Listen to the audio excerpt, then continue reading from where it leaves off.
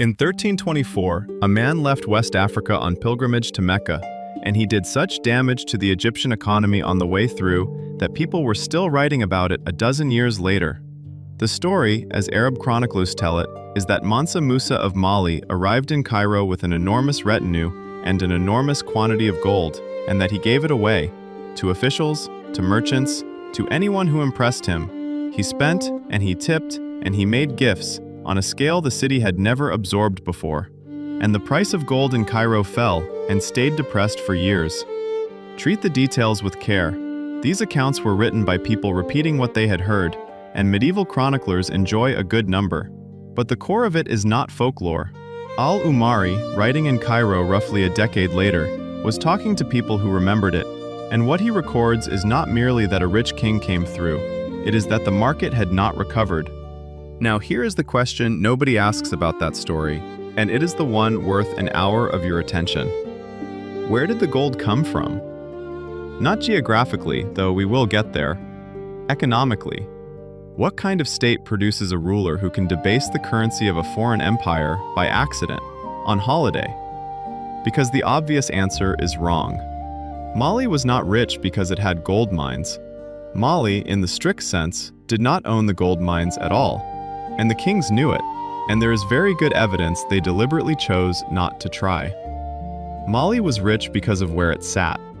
This is a story about geography turned into revenue, about an empire that grew fat sitting between two things that desperately wanted to reach each other, and about what happens to a middleman when the traffic finds another road.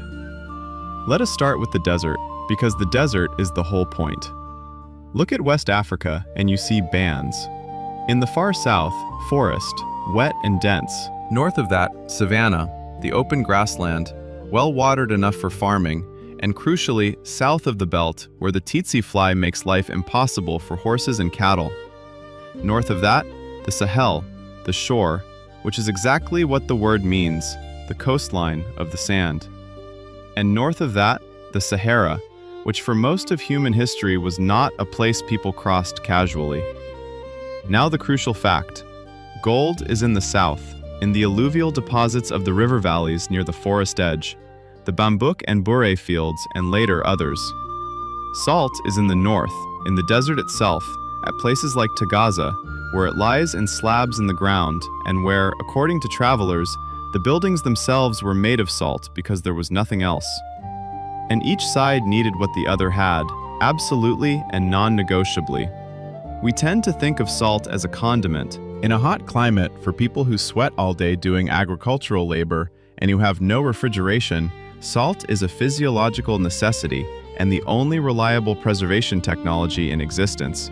A society in the savanna without salt is a society in trouble. The forest and savanna zones are chronically short of it. Meanwhile, the Mediterranean world and the Islamic world beyond it wanted gold with an appetite that essentially never ended. Gold coinage was the backbone of high-value exchange from Cairo to Cordoba, and Europe was running structurally short of bullion. A very substantial share of the gold circulating in the medieval Mediterranean came up out of West Africa. Not most people's mental image of medieval Europe, and yet the gold in those coins spent much of its life south of the Sahara. So you have two commodities, each nearly worthless where it is abundant, and nearly priceless a few weeks' journey away, separated by the largest hot desert on Earth. Everything about the Mali Empire follows from that sentence. Now, the camel, and a brief word about why the timing matters. The trans-Saharan trade did not begin with Mali. Camels came into North African use in the early centuries of the first millennium, and once you have a camel caravan, you have a vehicle that can carry a serious load across the desert on very little water. That opens the route. And once the route is open, the first great state to organize around it is not Mali, but Ghana, the empire the Arab geographers called the Land of Gold, centered well to the northwest of where Mali would later sit. Ghana rose on the same logic, taxing the exchange, and Ghana declined for reasons that are argued over, and out of that decline and the general reshuffling of the region comes the story Mali tells about itself. That story is the Epic of Sundiata, and it is worth pausing on because it is one of the great works of world literature, and it has been carried for 7 centuries by griots, the hereditary musician-historians of the Mande world, transmitted orally, performed, and only written down comparatively recently. The tale, in brief, is of Sundiata Keita, a boy who could not walk, mocked and marginalized, exiled, who rises, gathers allies, and defeats the sorcerer king Sumanguru at a great battle around the first half of the 13th century, founding the empire. Historians treat the epic as what it is, which is a foundational national narrative rather than a chronicle. But two things in it are precious. First, it preserves a real political memory of a confederation being assembled out of previously separate Mande chiefdoms. And second, associated with the founding, there is a tradition of a great assembly and a charter, a set of governing principles, which tells you the people who told this story understood their state as a negotiated arrangement between constituent parts, not as a conquest that erased them. Hold that thought, because it describes how the whole empire actually worked. Now, the machine. How does Mali make money? Not, primarily, by mining. This is the point that surprises people. The gold fields lay largely at or beyond the southern edge of effective imperial control, worked by people who were not Malian subjects in any strong sense, using their own methods on their own terms. Al-Umari passes on a striking claim, and whether or not it is literally accurate, it captures the arrangement. That when the Mansas tried to bring the gold-producing regions under direct rule, production collapsed, and so they settled for taking tribute and letting the miners alone. Whether or not that specific episode happened, the underlying logic is sound, and it is what the evidence of the trade supports. The producers stayed independent. There is also the famous description of silent trade, gold exchanged for salt by parties who never meet or speak, each leaving goods and withdrawing. Treat that as a traveler's tale repeated across centuries, but note the truth underneath it, which is that the miners kept their distance and kept their secrets, and nobody in the north ever really knew where the gold came out of the ground. So Mali is not a producer state. Mali is a transit state. Its revenue, as the sources describe it, comes from taxing the flow. Duties on goods entering the empire, duties on goods leaving, a share taken at the trading towns, tribute from subordinate chiefdoms and vassal territories, paid in gold, in grain, in cloth, in slaves, in service, and a royal claim on certain things, notably that gold nuggets, as opposed to gold dust, belong to the Mansa, which is both a revenue measure and, if you think about it, a rather clever monetary policy, since it keeps the large lumps out of circulation and leaves the dust to function as everyday money. And gold dust did function as money, weighed out, at the top of the system. But the currency that mattered for ordinary exchange over most of the region was the cowrie shell, brought in from the Indian Ocean. And here you see the shape of the world these people lived in. Small shells from the far side of the world, arriving through Egypt and the desert, circulating as coins in the markets of the Niger, along with salt bars, copper, and cloth as stores of value. Multiple currencies for multiple scales of transaction, which is not confusion, it is a functioning monetary ecology. Now, what does the state actually have to provide in exchange for its cut? Security. That is the product. That is the entire product. A caravan crossing the Sahara is a slow, enormously valuable, extremely vulnerable object. It requires wells that have not been poisoned or seized, guides, agreements with the desert peoples along the route, and, at the far end, a market town where you will not simply be robbed of everything by the local authority. An empire that can guarantee that a merchant and his goods will arrive intact and be dealt with under predictable law can charge for it, and merchants will pay gladly, because the alternative is not cheaper trade, it is no trade. And the sources are emphatic that Mali delivered this. Ibn Battuta, the great Moroccan traveler who came to the empire in the middle of the 14th century, some decades after Musa, is by temperament a complainer, and he complains about plenty. He is unimpressed by the small gifts he received. He is scandalized by the freedom of Malian women, by the mixed social gatherings, by women appearing before men in ways that offended him, and he says so repeatedly, which, incidentally, tells us a great deal about a society that clearly had its own settled customs and was not much interested in his opinion of them. But on one thing he is unreserved. He says the people have a greater abhorrence of injustice than any other, that the Sultan pardons no one guilty of it, that there is complete security in the country, and that neither the traveler nor the inhabitant has anything to fear from robbers or men of violence. He notes that if a foreigner dies among them, his property is held safely by a trustworthy person until the rightful heir comes for it. Read that as an economic document rather than a travel note. He is describing enforceable property rights and personal safety across a territory of immense size. That is the good Mali was selling. And there is a second product, and it is subtler: legibility. Mali's rulers were Muslims, and this matters enormously in commercial terms, whatever it meant to them spiritually. Islam brought a body of written commercial law, a shared language of contract in Arabic, literate administrators, and a network of trust extending from the Niger to Cairo to Damascus. A merchant from Fez arriving in the Sahel could deal with people who prayed as he prayed, wrote as he wrote, and recognized the same instruments of credit and partnership. That is transaction cost reduction on a civilizational scale. Trade runs on trust, and trust between strangers runs on shared institutions. At the same time, and this is important, Islam at the top did not replace the older Mande religious and social order below. The Mansas were Muslim rulers who also retained the ritual apparatus of traditional kingship, and the rural population largely continued as before. Ibn Battuta's outrage is precisely the friction of that arrangement. It was, for centuries, a working synthesis rather than a conflict, and it was more comfortable in the trading towns than in the countryside. So now, the pilgrimage. Because now we can read it properly. Mansa Musa's Hajj was a religious obligation sincerely undertaken. It was also the single most effective piece of state marketing in the medieval world. Consider what it accomplished. Before 1324, Mali was known to the Mediterranean world vaguely as a source of gold somewhere beyond the sand.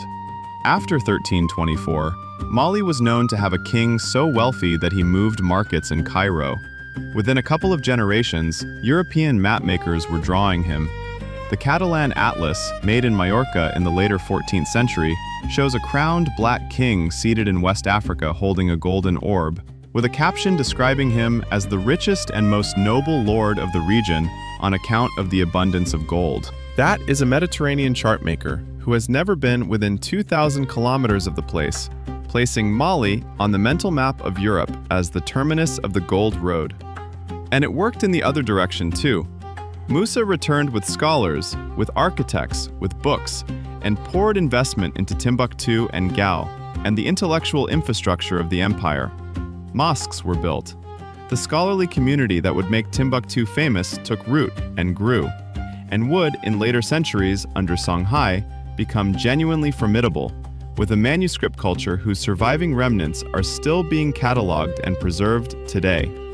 But now, the economist's uncomfortable question about that gold in Cairo. What actually happened when Musa gave away all that gold? He lowered the price of the empire's only major export. There is something almost poignant in it, a ruler demonstrating power by dispensing wealth, and in doing so, flooding a market and depressing the value of the very commodity his state's revenues ultimately depended on. Some accounts say he had to borrow on the way home at unfavorable terms, which, if true, is the whole thing in miniature. Do not overstate it. One journey did not damage Mali, but it points at the structural weakness, which is this. Mali's economy was extraordinarily concentrated. It rested on being the necessary corridor for one flow of goods. The empire's agricultural base was real. The Niger Valley grew grain and supported a substantial population, and the cities were fed. And there was cloth production and copper and a large internal exchange. But the wealth that made the Mansa the richest man in the world came from the toll booth. And a toll booth has one specific vulnerability. It depends on there being no other road. So how does it end? Slowly, and then from an unexpected direction. Start with the internal problem, which is succession. The empire had no reliably stable rule for transferring power, and the 14th and 15th centuries see a series of disputed accessions, short reigns, and factional struggle. That is the ordinary disease of large pre-modern states, and it does the ordinary damage. A confederation held together by the prestige and force of the center begins to loosen when the center is arguing with itself. And Mali was a confederation. Remember the charter and the assembly. The provinces and vassal chiefdoms had their own rulers, their own identities, their own reasons for loyalty. Those reasons were the security and the share of the trade. Weaken either, and the arithmetic of loyalty changes. So the edges go. Tuareg pressure from the desert takes Timbuktu in the 15th century. In the east, Gao and the Songhai, long a subordinate part of the system, break away, and then do something worse than breaking away. They build a rival empire on exactly the same foundations, and under their great rulers in the later 15th and 16th centuries, Songhai takes over the trading cities and the trans-Saharan business, and Mali shrinks back toward its Mande heartland, a real kingdom still, but no longer the empire. That is a normal imperial story. Here is the abnormal part, and it is the part that matters. While all of that was happening, ships appeared on the Atlantic coast. Portuguese vessels working their way down the West African shore through the 15th century were doing something whose significance nobody in the interior could have measured at the time. They were building a new road. Understand what that does. For 1,000 years, the only way to move West African gold to the wider world was north, across the desert, through the hands of whoever controlled the Sahel, paying tolls at every stage, in caravans that took months. A ship anchoring on the coast can load gold and sail. It does not pay the Mansa. It does not pay the desert. It does not pay anyone in the interior except the coastal intermediaries, who are suddenly, and to their own considerable surprise, the important people.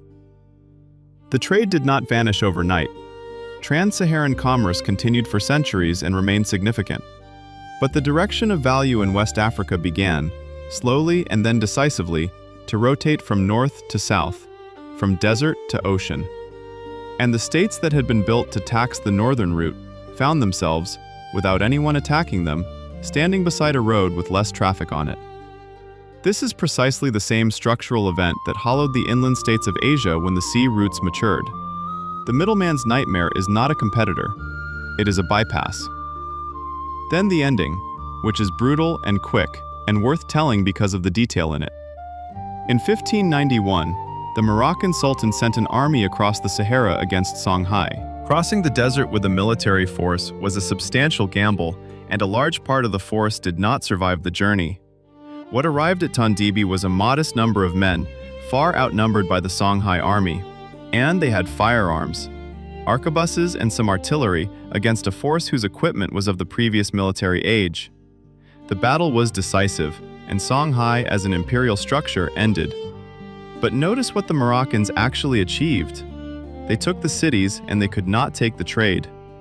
They held an occupation in a distant place with an impossible supply line, and the commerce they had come to capture did not obligingly continue as before.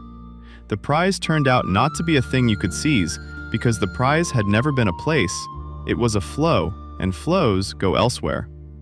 Meanwhile, the Atlantic road kept growing, and what came to dominate that road over the following centuries was not gold, it was the trade in human beings, on a scale that would deform the entire region. And that is a different and far darker story than this one. But it is the direct continuation of it, and no honest account of West African economic history goes around it. So what is in the ledger? 3 things, and they generalize. The first is that controlling production is not the same as capturing value, and often it is the lesser prize. Mali did not own the mines and became the wealthiest state in its world anyway, because it owned the corridor. Value accrues where scarcity and control meet, and that is frequently not the place where the thing comes out of the ground. The miners of Bure stayed poor and independent. The Mansa in Niani was drawn on European maps holding a lump of gold. The second is that a state selling security is selling something real, and it is easy to undervalue because it is invisible when it works. Mali's tax was not extortion, it was payment for a service, and the moment the service degraded, the revenue did not decline gracefully, it collapsed. Because merchants do not tolerate a dangerous route at a slightly lower price. They take a different route. Institutions that reduce the cost of trusting a stranger are among the most valuable things a society can build, and they are also the first thing to be lost in a succession crisis, and the hardest to rebuild. And the third is the one I would carve on the wall. A monopoly based on geography is a monopoly based on an assumption, and the assumption is that the map will stay the same shape. Mali was superbly adapted to a world in which the Sahara was the only way out. Nothing Mali did was wrong. No decision was foolish. The rulers understood their business better than most rulers ever have. And then some sailors from a small kingdom on the western edge of Europe worked out how to get their ships past a stretch of coast. And over the following century, the fundamental geography of West African trade was rewritten by people who had no idea they were doing it and no interest whatsoever in Mali. That is the thing about being a bridge. You are indispensable, absolutely and unarguably indispensable, right up until the moment someone builds a boat. And when they do, you will not feel it happen.